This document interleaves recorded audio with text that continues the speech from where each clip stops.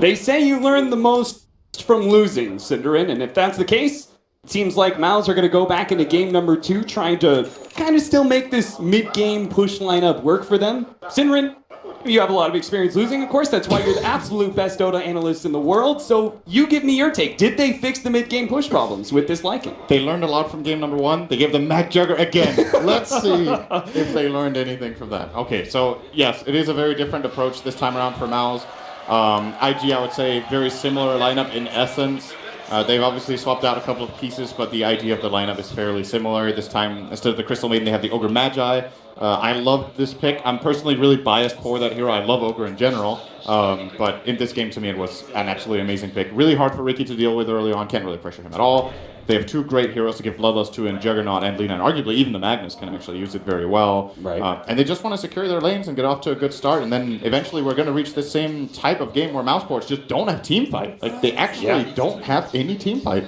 Their only stun is Fiend Script, and their entire damage is single target, apart from Ricky Ultimate. So I'm worried. I actually feel like this draft from Mouse is, relative to IG's, is worse than in game number 1. I'm not feeling this adaptation. I hope they prove me wrong. 20 minutes of the game. I mean, we also said that like in game 1, they didn't really take advantage so much of their Aegis timing as they really should have. They also have potentially, maybe they scale a little bit better than they did last time. Woo! Bounty Rune! Bounty Rune stolen, baby! The crowd goes wild. But this time around, Alina, right? Instead of an SF, last time around we were looking at a Juggernaut SF with a Magnus, and it was like very clear, much better late game. This time around, we have a Lycan, Templar Assassin, plus an Abaddon. It does seem like they'll be able to go late game a little bit better against IG. Do you think IG still have the advantage in that regard? If this goes really late, I think the item to look out for me is Abaddon getting an Aghanim Scepter. I think you want to have at least the counterplay so that if an RP comes out, you can counter. Actually, mid-lane dropping is just real fast. He's going to end up going down. All the armor in the world, apparently, for the Ogre Magi is not enough for him to be able to survive through a 3-man. He underestimated Sin, the power of Howl. Howl did so much there. 3 heroes with that extra 10 damage early on makes a very big difference. It's like your 3.5 heroes there, essentially, instead of just... Maybe next time, you gonna take it? Oh, doesn't look like maybe either one of them got that. It looks like maybe the Creeps got it. Maybe next time. He's going to be caught here. They have the spin. They lay it on the Sentry. He's going to jump over to Bulbacup. Oh, Bulbacu's there to lay hands on him. It's Q. Kill. So, if you're MouseSports in this game, I think what you need to look at is... Oh, actually, you need to look at mid.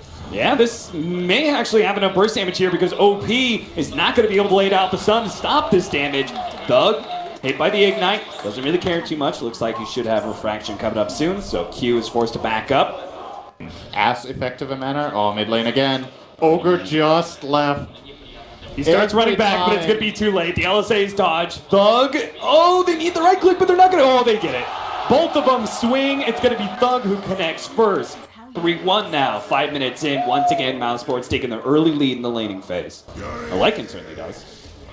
Yeah. Maybe next time. Nice jump over the trees here. Lays out the smoke preemptively to try and slow down Burning before he finishes him off, but he's not able to get away before the dust can wear out. 3-2 now. Going to hit that peak around 2025, so if he has really high value items at that point in time, and you can expect to get Roche probably as well with your lineup. Oh, IG, they stick around perhaps a bit too long, trying to get aggressive in this bottom lane, and now they have the Lycan coming out of the jungle. Oh, Skewer not quite working out there. Hope not to be able to pick up Madara. Is going to be forced to use the early RP to stall up the Lycan, but it looks like Lycan might still be able to run him down. Finally wears the loose on the ultimate, and Spartan doesn't have any mana to be able to use a Brain Sap, so it looks like they're not going to be able to catch him out. Instead, they just get Q's Ogre. Blocked up by Maybe Next Time until the next TA trap is ready to go. Beautiful plays by Maybe Next Time. That second TA trap was barely even needed because the body blocks were so on point.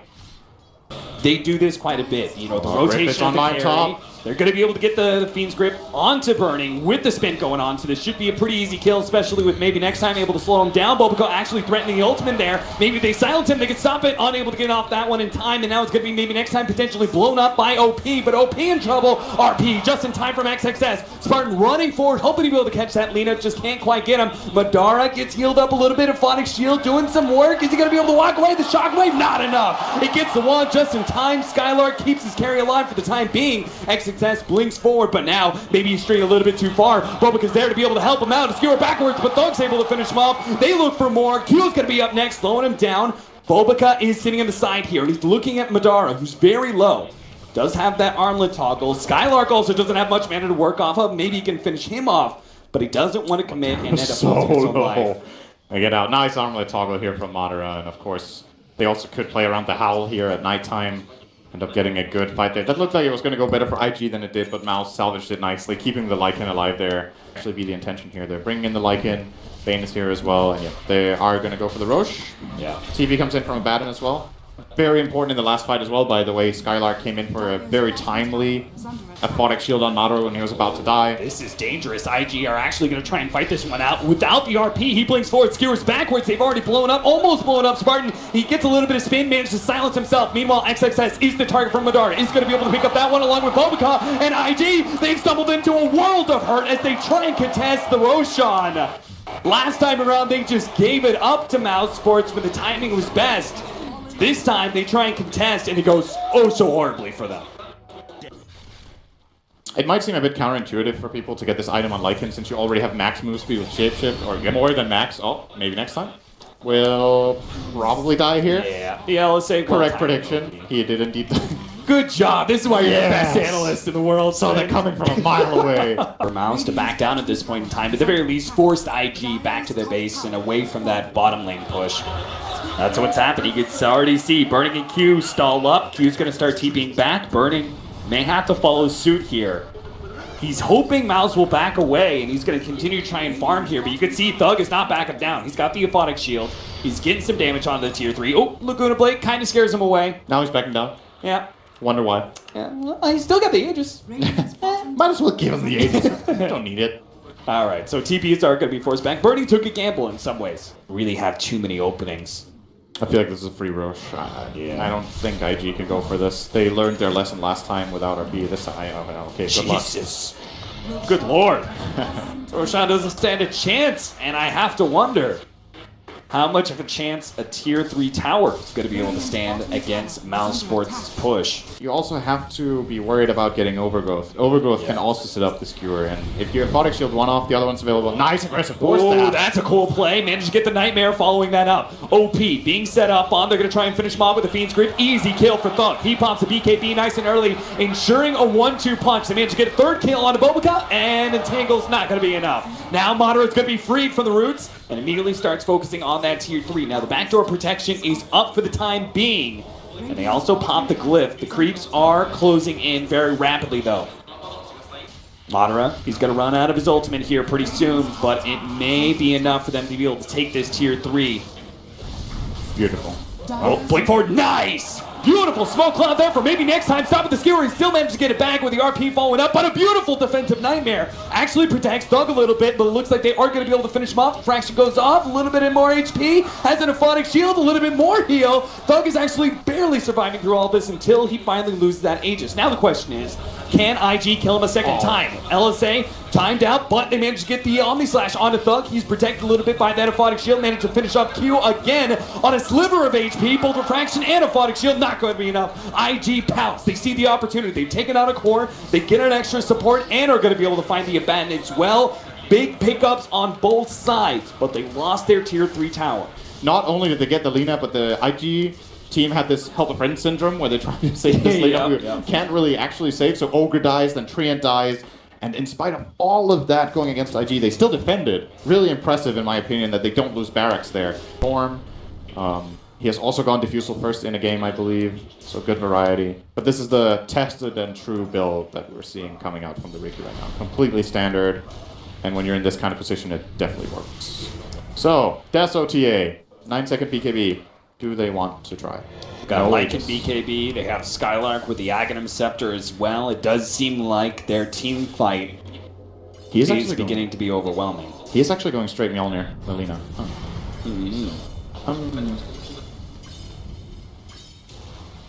He has Empower. It's a different story if they were just hardcore map controlling and kept gaining on the graph. Like if you keep out farming your opponent, you can just build it up, get a 20k lead, and then go with like the 4th or the 5th Aegis. Right. But since that's not happening, I think this is the moment. You have Aegis and Cheese, you have Abaddon Ags. When the RP comes through, Ideally, Skylark wants to just save his ultimate now. They strictly go for like the skewer play. I think the whatever skewer play is the best here. Any blink skewer on a good hero will give them a good start, but it's not that easy. TA with Refraction and Aphotic Shield is not the easiest target. There we go. Eyes on XXS, and he found an opening. He managed to jump Thug, but the Aphotic Shield blinked back, just as you were referring to, Sin. Skylark drops a little bit low, and a Laguna Blade on the Thug almost loses his Aegis there, and Mouse are going to stall out. There's so much lightning! Oh my goodness. Everywhere! There's lightning everywhere! Mjolnir on the Lina, Maelstrom on the Juggernaut. They actually deal so much AoE damage right now to this MouseSports lineup, and that's something that, yes, the Aphotic or the Abaddon Axe is really good at dealing with for a brief amount of time, but this sustained harassment, they don't have any sustained heal apart from Mist Coil. Yeah. I don't deal with super creeps, and they haven't even had to Ricky's yet. dead. They're going to be able to catch MNT. Laguna Blade finish them off. Was that just a backhand Laguna?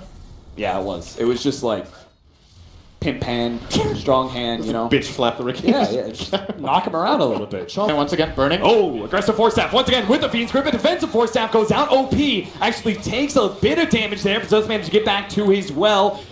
Burning. Drop low. It looks like they're going to try and focus with the BKB timings on these buildings, but they just have to back up. XXS is threatening them with the RP. And MouseSports, it's like their 4th or 5th attempt now going high ground, and it still does not accomplish enough. That is a big loss for Mouse, actually. They used both their BKBs and accomplished absolutely nothing. Don't succeed, try again, right? And that's what MouseSports are going to do here. They're going to try and take a lane of racks, but XXS managed to get the skewer back. On to Thug, Laguna Blade cutting through. But they do manage to pop that BKB. He's that half health, and OP's being threatened. He does manage to get a defensive force staff out from XXS, and he throws out that RP, stopping the Lycan from being able to finish off OP while burning down a half health, but had the healing ward up. Does manage to stay alive. Now the BKBs have worn out for Mouse, and they're beginning to stall once again. They focus on Skylark, but OP in an awkward position actually gets caught out there. Spartan managed to take him. Now burning against the 3 of them. Does manage to spin and stay alive through that bit of damage coming out from Thug, but Mouse are finally looking at taking a melee Rex, but Lena's back up already. Now a skewer back, catches 2, the bowling ball of XXS managed to just wreck through, almost taking down Skylark, but it's not enough. It gets off the ultimate, and now that damage has all been negated, and IG may not have the power to finish off MouseSports anymore. Bellica inside that shrine is going to be able to stay alive against maybe next time. A support down, Bellica does drop in exchange, but burning drops low. Another shrine saves IG's positioning. Mouse continue to move forward though. They smell blood in the water. They've waited for this opportunity, but a skewer back, and Mouse overextended themselves. Madara's gone, and the rest of Mouse have to retreat. They're hoping to be able to slow down IG. It does look like that IG are not really going to look to pursue too much. They've lost a lane of racks, or one, actually, just the melee racks, not even the full lane. But that is recoverable for IG.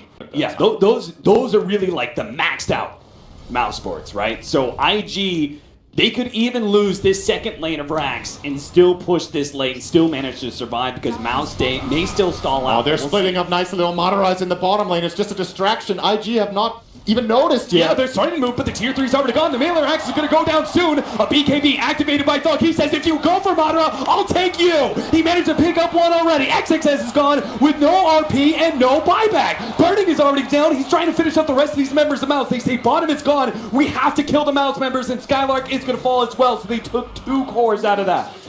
Big plays from MouseSports. A second lane of racks gone. Great approach to this moment. High ground time for IG, however. They are trying to force some buybacks from Mouse. We know there's not buyback on either one of these, and IG will eventually realize it too.